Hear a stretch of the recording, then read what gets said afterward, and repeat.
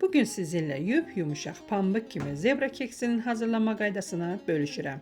Bunun için bize 3 yumurta, 200 gram şeker, 1 paket vanil, 1 çimdik duz, mikserle ağarana kadar karıştırırıq. 100 ml bitki yağı, 200 gram xama, qatıqla da əvəz edə bilərsiniz.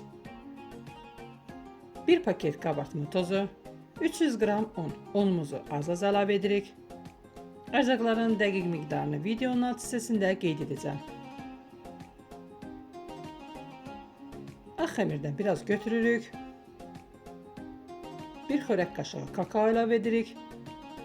1 xörək qaşığı yarım süd əlavə edirik. Xəmirimiz qatı olmasın deyə qarışdırırıq və qara xəmirimiz də hazırdır. Qabımızı yağlayıb unlayırıq. Sonra bir ağ xəmirdən, bir qara xəmirdən əlavə edirik. Videoda göstərdiyim formada.